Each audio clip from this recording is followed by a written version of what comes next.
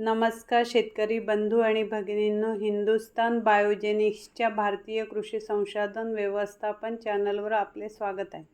आज आपण फलोत्पादन योजनांतर्गत येणारे विविध योजनांमध्ये सर्वप्रथम एकात्मिक फलोत्पादन विकास अभियान MIDH या योजनांची सविस्तर माहिती बघूया। केंद्र शासनाने फलोत्पादन क्षेत्राच्या सर्वकष विकासासाठी सन 2005 ते 6 पासून राष्ट्रीय फलोत्पादन अभियान MIDH या महत्त्वाकांक्षी कार्यक्रमाच्या अंमलबजावणीस सुरुवात केलेली आहे। सन 2014-15 पासून 12व्या पंचवार्षिक योजनेअंतर्गत एकात्मिक फलोत्पादन विकास अभियान हा कार्यक्रम सुरू करण्यात आलेला आहे। हा कार्यक्रम फलोत्पादन क्षेत्राच्या सर्वकष विकासासाठी केंद्र राज्य हिस्सा अनुक्रमे 60 ते 40 प्रमाणे राबविण्यात येतो। फलोत्पादन विकास अभियान या अंतर्गत गुणवत्तापूर्ण लागवड साहित्य निर्माण करणे, नवीन फळबागांची लागवड करणे, जुन्या फळबागांचे पुनरुज्जीवन करणे, सामूहिक शेतकऱ्यांच्या माध्यमातून सिंचन क्षमता वाढविणे, हरितगृह शेडनेटमध्ये नियंत्रण शेती करणे, एकात्मिक अन्नद्रव्य व एकात्मिक कीड व्यवस्थापन, सेंद्रिय शेती, मनुष्यबळ विकास, काढणोत्तर व्यवस्थापन या बाबींसाठी अर्थसहाय्य देण्यात येत आहे। अभियानाचा मुख्य उद्देश पुढीलप्रमाणे आहे। नंबर 1, वैविध्यपूर्ण कृषी हवामानाला विभागानुसार प्रादेशिक अनुकूलता व गरजा लक्षात घेऊन त्या प्रदेशातील फलोत्पादन क्षेत्राचा संशोधन, तंत्रज्ञान प्रसार, काढणीतोड तंत्रज्ञान, प्रक्रिया व पणन सुविधा यांच्या माध्यमातून समूह पद्धतीने सर्वांगीण विकास करणे।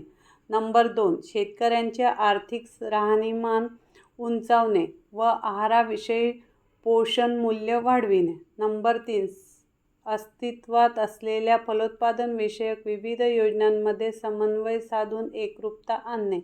नंबर 4, पारंपरिक उत्पादन पद्धतीची आधुनिक शास्त्रीय ज्ञानाशी सांगड घालून तंत्रज्ञानाचा विकास व प्रसार आणि प्रचार करणे।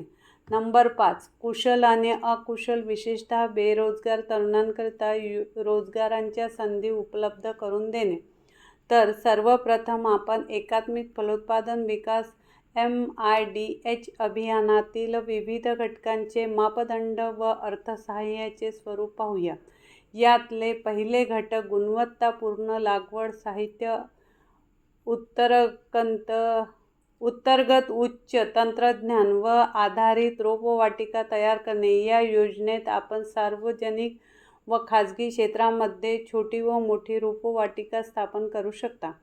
सार्वजनिक क्षेत्रामध्ये मोठी रोपवाटिका 4 हेक्टरपर्यंत योजनेसाठी ग्राह्य प्रकल्प खर्च व अर्थसहाय्य हे 100% व अनुदान जास्तीत जास्त 25 लाख प्रति हेक्टर याप्रमाणे 100 लाख कमाल मर्यादा राहील।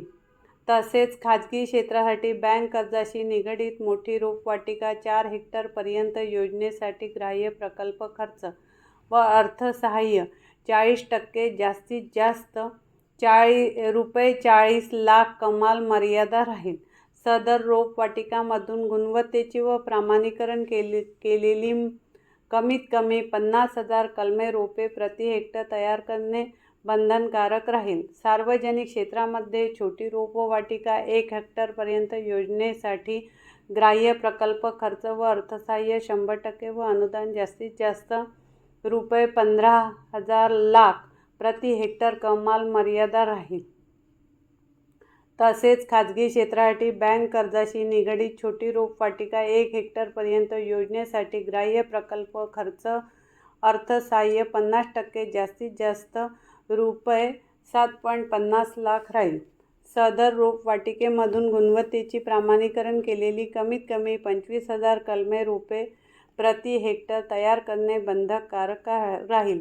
आता या योजनेतील दुसरे घटक म्हणजे नवीन ऊती संवर्धन प्रयोगशाळा उभारण्याच्या प्रकल्पाचे मापदंड व अर्थसहाय्याचे स्वरूप पाहून या योजनेत आपण सार्वजनिक खाजगी क्षेत्रामध्ये हे प्रकल्प उभारू शकतात। सार्वजनिक क्षेत्रामध्ये नवीन ऊती संवर्धन प्रयोगशाळा उभारणे योजनेसाठी ग्राह्य प्रकल्प खर्च अर्थसहाय्य हे 100% व अनुदान जास्तीत जास्त ₹250 लाख कमाल मर्यादा राहील.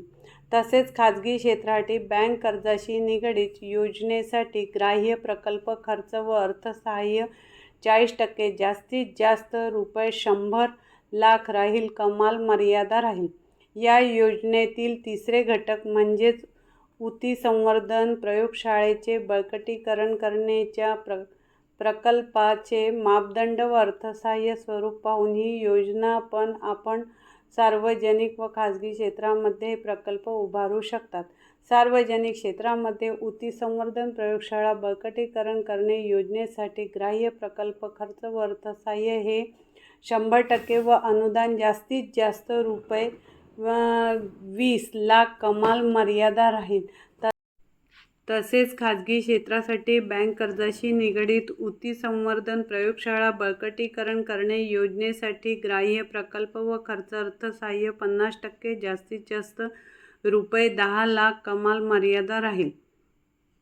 कृषी योजनांचा अधिक माहितीसाठी https://krishi.maharashtra.government.in या संकेतस्थळावर अर्ज करावे. आपल्या जवळील तालुका कृषी अधिकारी कार्यालयाशी संपर्क करा. तर पुन्हा भेटूया अशाच एका नवीन योजनेच्या माहितीसह नवीन व्हिडिओमध्ये. अशाच नवनवीन योजनांची माहिती मिळविण्यासाठी चॅनलला सबस्क्राईब करा आणि व्हिडिओला शेअर करा. धन्यवाद.